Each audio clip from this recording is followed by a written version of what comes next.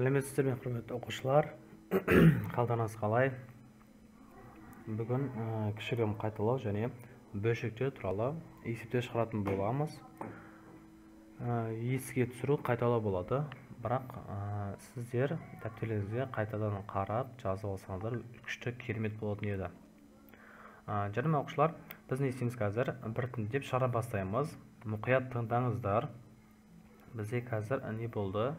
Оқушыларымыз мән бермей есептер шығарған кезде білемін деп, кейін тестке келген кезде шығара алмай қалып жатыр, иә?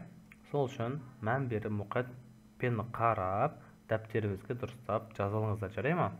Ал біз кеттік, не істейміз? Қазір есептерді шығара бастаймыз. Енді қараңыздар, бөлшектерді көбейткен кезімізде және бөлген кезімізде бізге бұрыс бөлшек керек. Бұрыс бөлшек деген не? Неправильный дробь, да? Орысшасы қалай? Неправильный дробь. Неправильный дробь. Вот. Обязательно. Оны қалай жасау керектігін білеміз, иә? Мысал үшін бізде аралас бөлшек берілсе, мысал үшін 2/5-тен 4. 2,4. Мы как превращаем на неправильный дробь? Қалай айналдырамыз? Бұрыс бөлшекке 2-ні 5-ге көбейтеміз, е? Сосын мұна шыққанын 4-ге қосамыз. 2-ні 5-ге көбейтсем 10, 4 қосам 14. Мұна жерде не болады? 5 болды. Міне осы не? Бұрыс бөлшек. Ал енді біріншісі 15-тен 2 көбейтеміз 2/7-ден 6. Солай ғой? Енді бізге не керек? Бұрыс бөлшек. Ал біріншісі ол аралас бөлшек емес, е? Осылай өзін жазамыз. Ал мына жерде аралас бөлшек қой мынау, е? Оны неге айналдырамыз? Бұрыс бөлшекке. 2-ні 7-ге көбейтсек 14, 6-ны қоссақ 20. Астында не бар? 7 бар. 20 мен 15-ті қысқартайын 5-ге. Мына жерде 3, мына жерде 4. Енді басқа қысқаратын жоқ қой. Біз қалай қысқартамыз? Көбейту болса, мына жерде бір бөлшек А, мына жерде Б, мына жерде С, мына жерде Д болса, біз мына А мен Д-ны қысқарта аламыз, мына Б мен С-ны қысқарта аламыз, немесе А мен Б-ны, С мен Д-ны қысқарта аламыз. Өзімен өздерін ете аламыз, қысқарта аламыз. Қысқартып болғаннан кейін, енді 2-ні 4-ге көбейтеміз 8, 3-ті 7-ге көбейтеміз 21. Сонда жауап не болды? 21-ден 8 болды. Енді ары қарай, енді қараңыздар, екінші есеп Б. Мына бірінші есепті мұқият қарап жаза алыңыздар. 1/7-ден 1 көбейтеміз 3 минус 3/7-ден 3. Бұл жерде енді екі амал бар, е? Көбейту және азайту. Біз не істейміз? Работаем по действиям. Первое действие и второе действие. Алдымен не жасалады? Көбейту жасалады. Бәрімізге белгілі, е? Сосын не істейміз? Азайту жасаймыз, е? Кетті. Бірінші амалымыз көбейту. 1/7-ден 1 көбейтеміз 3-ге. Бізге не керек? Бұрыс бөлшек. Қандай? Неправильный дробь.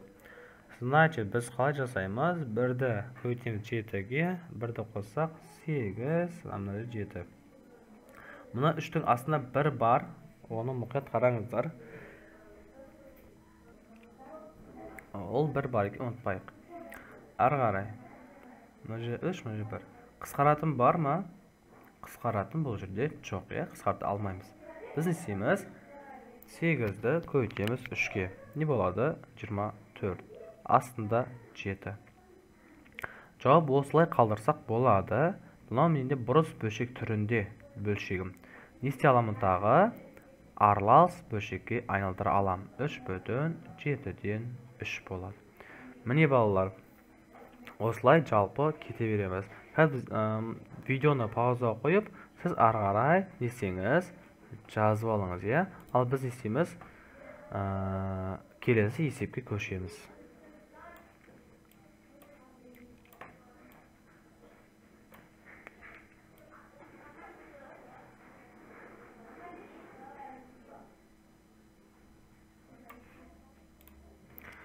Ал балалар, кеттік. Енді біз келдік с-ға.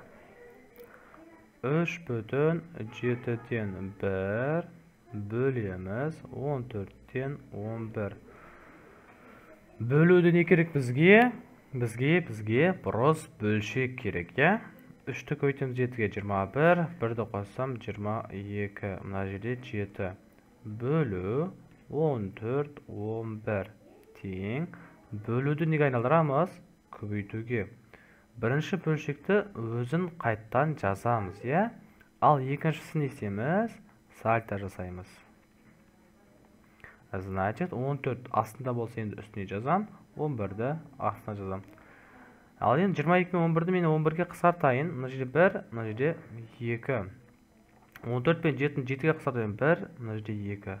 2-ні көйтеміз 2-ге 4, астында 1. А 4-ті 1-ге бөлу деген сөз, ол бәрі бірде, не? 4.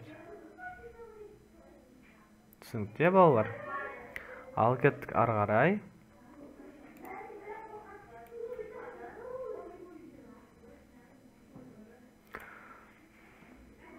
Сіздер жазып үлгермеген болсаңыздар, видеоны паузаға қойып, ары қарай жазып алыңыздар, жарай ма? Келесі д. 3/3-тен 1 бөлу 1/9-дан 1. Не керек бізге? Бұрыс бөлшек. 9, 10. 3 бөлу 9, 10. Мына жерде 9. Кеттік. Бізде енді бөлуді көбейтуге айналдырған кезде бірінші бөлшекті қайттан жазам, екіншісіні сальто жасаймын, я, осылай.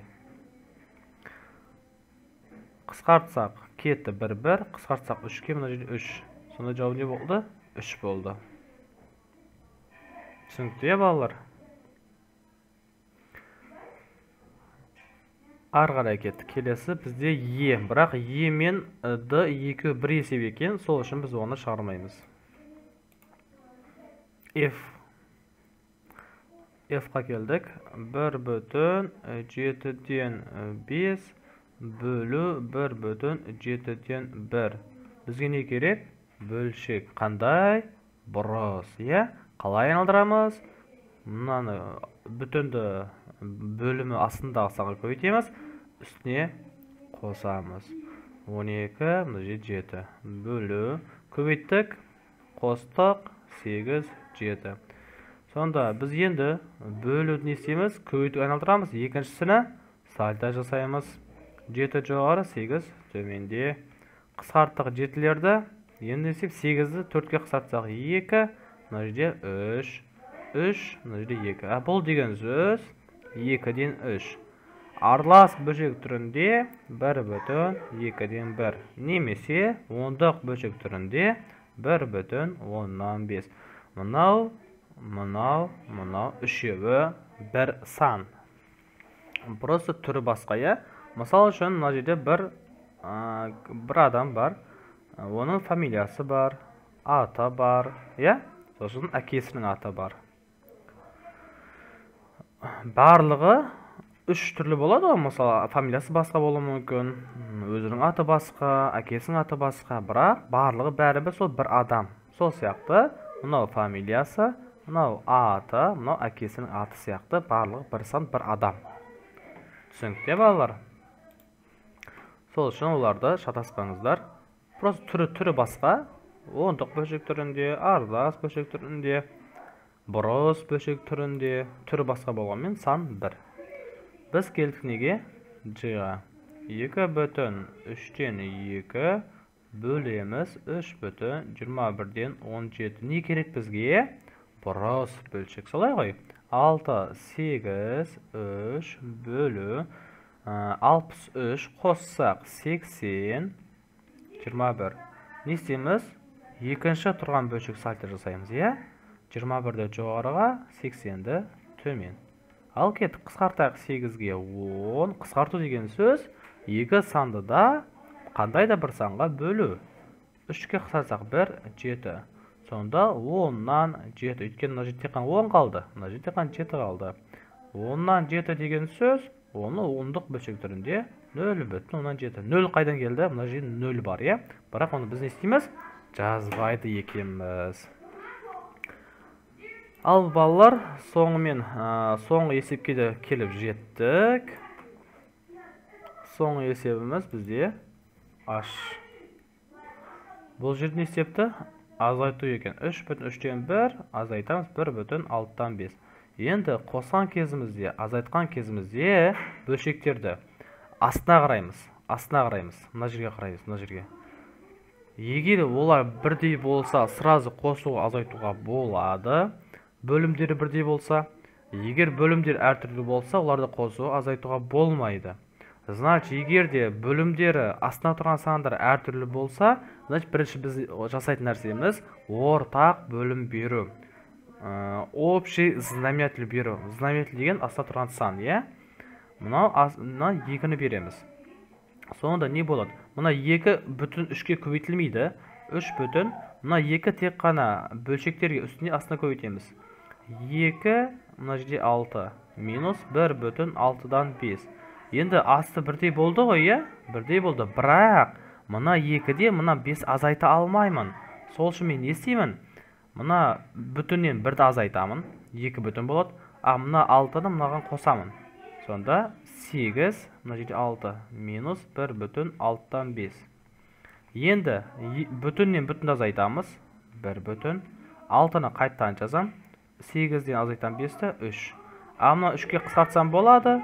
1 бүтін 2-ден 1. А бұл деген сөз 1 бүтін 10-нан 5 екен. Ал балалар, дәптерлеріңізді жақсылап жазған болсаңыздар, бүгінгі сабақ сіздерге түсінікті деп ойлаймын. Егер түсінікті болса, комментарияға түсіндім деп жазып жіберсеңіз, өте керемет болушы еді. Ал балалар, келесі сабақтарда кездескенше, бай-бай.